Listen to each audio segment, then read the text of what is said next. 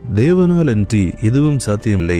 நான் ஆண்டவராக இயேசு கிறிஸ்துவை தேவனுடைய குமாரன் என்று நம்புகிறேன் என்று பிரபல WWE வீரரான ரோமன் ரெய்ன்ஸ் கூறும் இந்த வார்த்தைகள் தற்போது அனைவராலும் பகிரப்பட்டு வருகிறது. Nothing's possible without God, and I specifically believe in God. I believe, Jesus Christ is the Son of God. He died for our sins.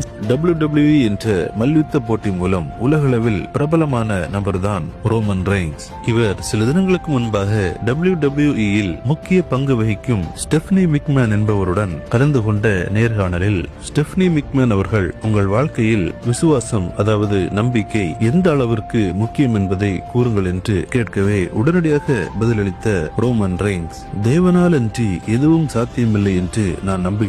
நீங்கள் கிறிஸ்தவராக இருந்தாலும் முஸ்லிமாக இருந்தாலும் நீங்கள் இயேசு கிறிஸ்துவை தேவனுடைய குமாரன் என்று நம்பினால் அது மிகவும் முக்கியமானது.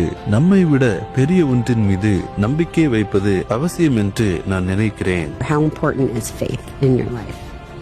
It's everything. Nothing's possible without God, and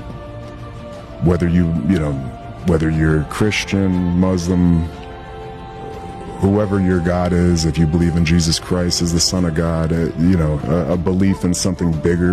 We need something that's bigger than us. எந்த ஒரு வெற்றிகரமான குடும்பமாக இருந்தாலும் அல்லது வெற்றிகரமான தனி நபராக இருந்தாலும் அவர்களின் வெற்றிக்கு காரணம் தேவன் என்பதை அவர்கள் புரிந்து கொள்வார்கள். நீங்கள் மத நம்பிக்கை உள்ளவர்களாக இருந்தாலும் இல்லாதவர்களாக இருந்தாலும் ஒரு உயர்ந்த சக்தியின் மீது நம்பிக்கை வைப்பது மிக அவசியம். நான் தனிப்பட்ட முறையில் தேவனை நம்புகிறேன். ஆண்டவராக இயேசு கிறிஸ்து தேவனுடைய குமாரன் என்றும் அவர் நமது பாவங்களுக்காக சிலுவையில் மரித்தார் என்றும் நான் நம்புகிறேன் என்று கூறுகிறார்.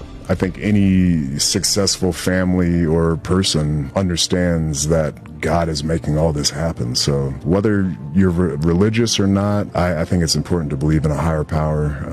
And I specifically believe in God. I believe, Jesus Christ is the Son of God. He died for our sins. பிரபல WWE வீரரான ரோமன் ரெய்ன்ஸ் ஆண்டவராக இயேசு கிறிஸ்துவை நான் நம்புகிறேன் என்று கூறியுள்ள இந்த வார்த்தைகள் தற்போது உலகளவில்